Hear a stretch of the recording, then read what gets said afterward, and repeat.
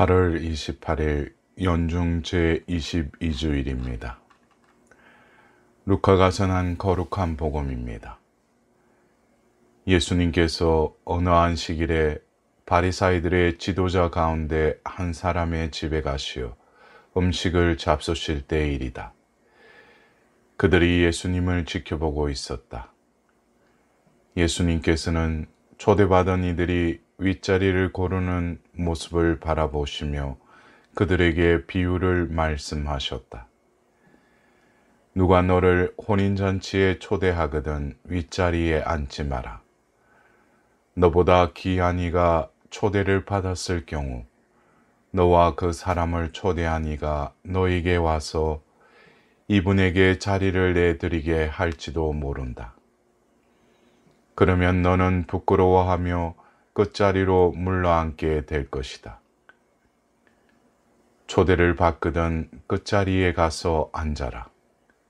그러면 너를 초대한 이가 너에게 와서 여보게 더 앞자리로 올라앉게 할 것이다. 그때 너는 함께 앉아있는 모든 사람 앞에서 영광스럽게 될 것이다. 누구든지 자신을 높이는 이는 낮아지고 자신을 낮추는 이는 높아질 것이다. 예수님께서는 당신을 초대한 이에게도 말씀하셨다.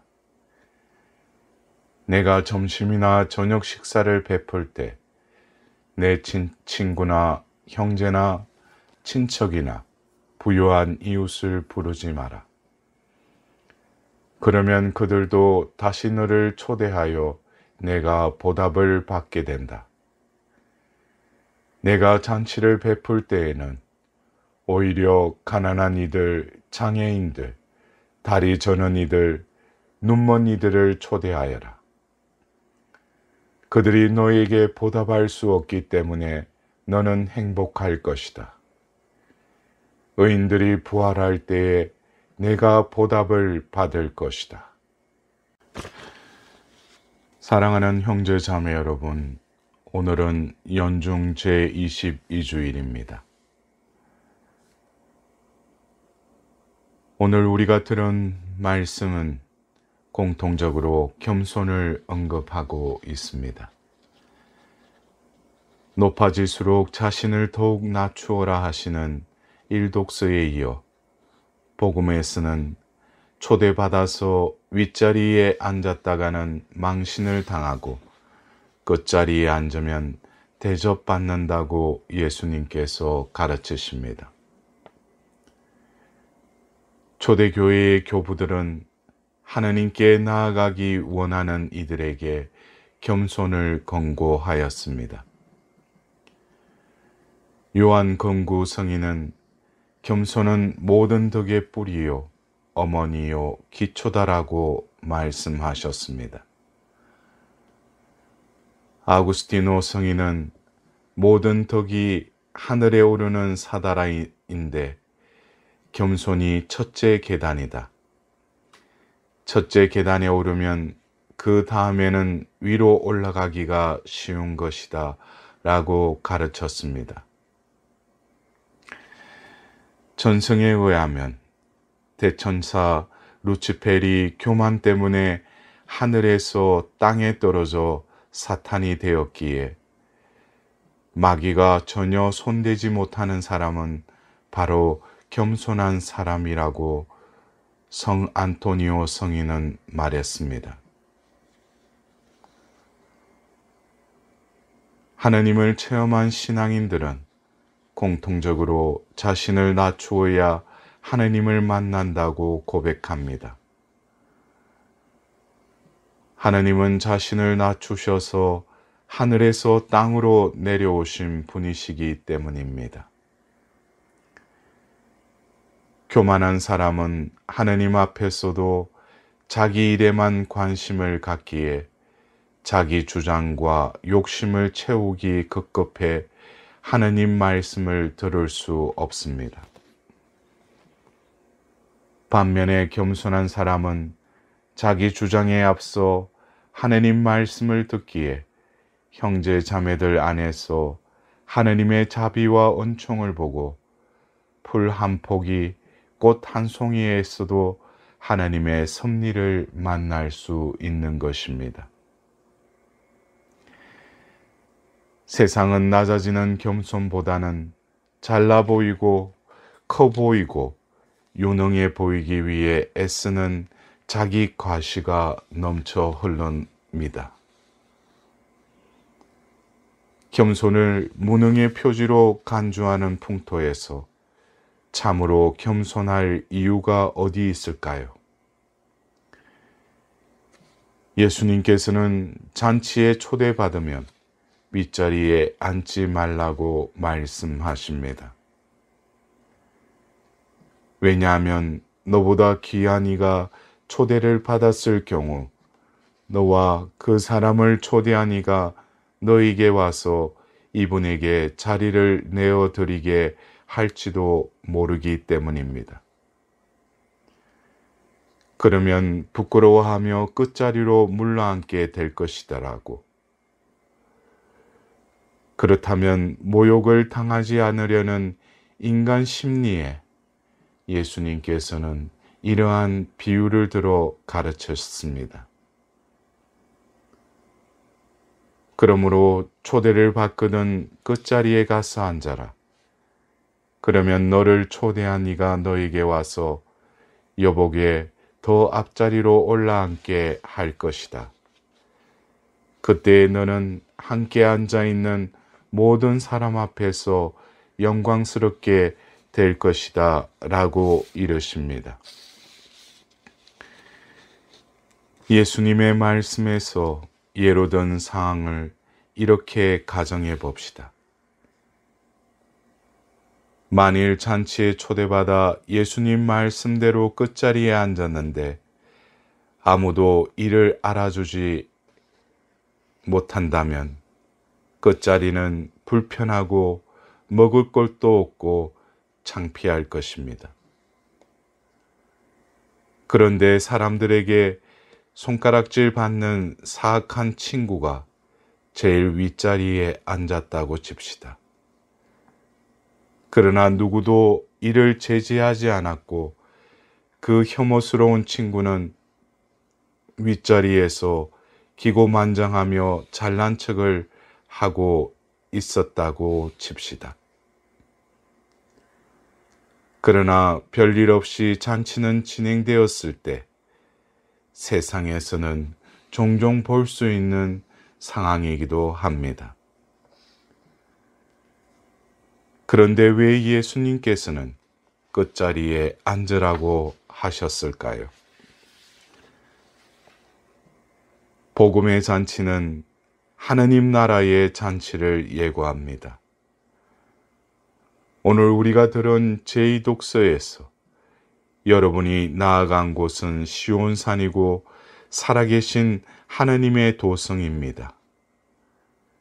즉 그곳은 하느님 나라의 잔치는 세상의 잔치와는 사뭇 다르다라는 것입니다.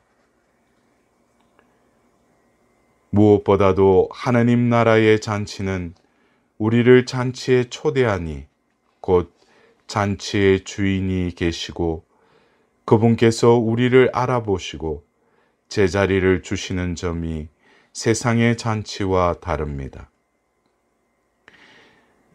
주인께서 계시다는 것을 믿는 것이 우리의 신앙인 것입니다.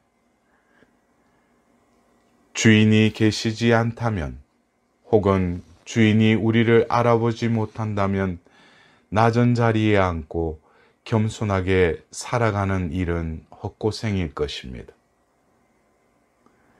그러나 하느님께서는 우리를 잔치에 초대하셨고 그분은 당신께서 초대하신 나를 알고 계십니다. 나의 장점과 결점, 정성과 부족함, 한계와 노력 모두를 아시고 불러주시고 받아주시고 자리를 잡아주십니다. 그 주인이 하늘에서 땅으로 내려오셨고 땅에서도 끝자리를 차지하시어 제자들을 섬기신 분이시기에 그분처럼 낮은 자리에서 주님을 따르는 이들이 신앙인인 것입니다. 예수님께서는 아무도 빼앗아 갈 수 없는 끝자리를 차지하신 것입니다. 더 나아가 복음에서는 주님께서 우리가 잔치를 베풀 때 가난한 이들, 장애인들, 다리 저는 이들, 눈먼 이들을 초대하여라. 그들이 너에게 보답할 수 없기 때문에 너는 행복할 것이다.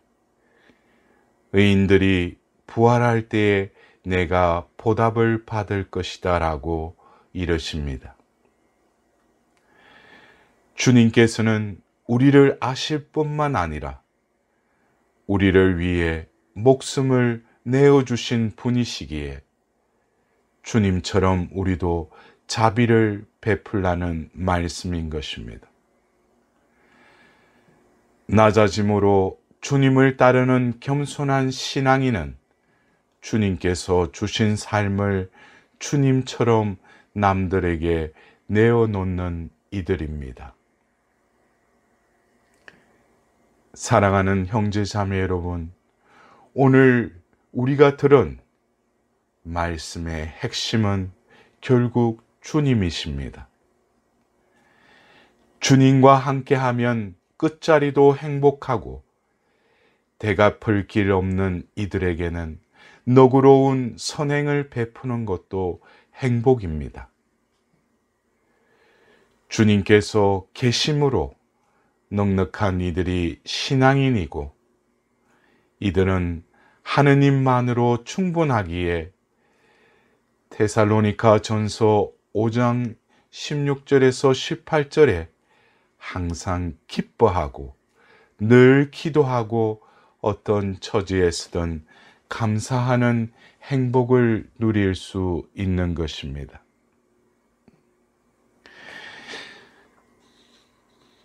제가 좋아하는 저자 중에 한 분인 카를로 카레토는 오늘 우리가 들은 이 마지막 자리를 이렇게 말씀하셨습니다.